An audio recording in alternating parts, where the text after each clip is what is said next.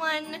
This is the final installment of Oh God, school is starting again! August. So let me be honest with you. This story I saved for last because 1, inspired all the other stories, and 2, it is the worst and best story that I could possibly tell you. College is an amazing experience and it differs from person to person. You learn a lot about yourself, a lot about the major you're going toward, and just a lot about people and everything else that surrounds you. This is when you become a truly independent person, living on your own, studying on your own, making sure you have time management and to keep yourself motivated and stuff like that, right? Well, except for the fact that your parents pay for your tuition and your food and everything else. Besides that, you are truly independent. And from my first year of college experience, I learned a lot about myself. I learned that I am not an easy person to live with, nor do I like living with other people. Now, how did I come to that conclusion? Well, my first year I dormed. You know that I dormed with Karina and another girl.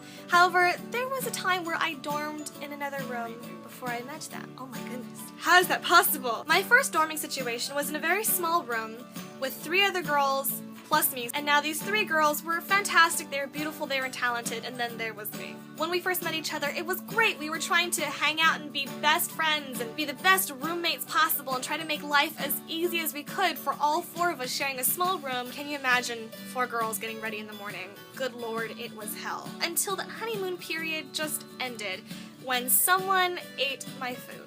On Tumblr, we joke around to never mess with a blogger's food because a blogger's food is a blogger's life next to its computer. You think it's funny, right? Well, it's not. For the sakes and purposes of privacy, again, I'm going to be naming my first 3 roommates K, Ann, and L. And K and I noticed that our food was missing. And so, you know, we kind of let it pass. It's understandable. There's 4 of us sharing 1 refrigerator, 1 kitchen, 1 cabinet, so it would be common for someone to accidentally eat food that is not theirs. So the 3 of us just let that incident slide for a few more weeks until I noticed something of mine was in the trash can again. It was a bag of cheese that I just recently bought, and it was empty. And so I was like, okay guys, group meeting, we need to talk about this incident. And eventually we found out that it was Elle who ate my cheese. And you know what the excuse that she gave me was? I'm from Wisconsin. So if you bought a pineapple, God forbid, and I ate it, my excuse would be, well, I'm from Hawaii, but that doesn't mean that I like to eat pineapple. I was like, okay, fine. It's understandable. You can't help it. I told her to stop, and she stopped for a couple more days until I noticed that she started to eat my food all over again. But something in her mind that's just twisting was like, if they piss me off, I should totally eat their food as punishment. And that happened. I closed the door a bit too loudly when I left for class, and someone found her eating my cereal and my milk, saying, what? She rudely woke me up, so I'm getting back at her by eating her cereal. I'm telling you the truth, that really happened. And then she began to start using my things, especially personal hygienic items such as floss, shampoo and conditioner, my razor, my toothpaste, and God forbid my makeup. Don't get me started on makeup. She stole 2 bottles of this certain mascara that I love to use and a few eyeliner pencils as well.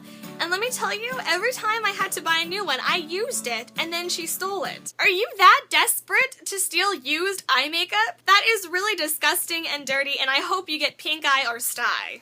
You know that really cool college trunk? It got to the point where I had to lock everything I owned in that trunk. Like non-perishable food, my makeup, personal items, jewelry, everything was in that trunk. So I don't know if I told you this already, but I hate confrontation. And I heard stories about Elle punching girls out, and I was afraid for my life and my face, and my singing career. So you know what I did? I did the smart thing and called the RA when things just started getting really extreme and out of control. Woo! However, the RA was not able to come to our meeting even though I planned it. So you know what? I grew a pair, and I finally confronted Elle in front of all the other roommates, and I was like, can you stop? I cannot afford to feed you and me. It didn't go down very well. As soon as I brought up the food, she confronted me, telling me that I was eating her food, and so she was only doing both of us a favor by eating my food in order to get back at me. Okay.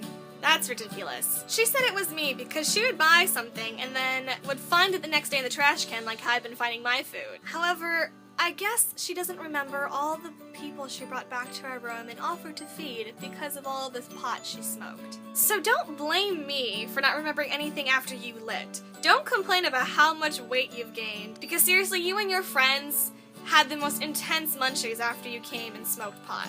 So what happened after that? Well, I did something smart and stopped putting my food in my fridge in my dorm room, and instead put my food in Karina's fridge in her room, where I later moved into the following semester.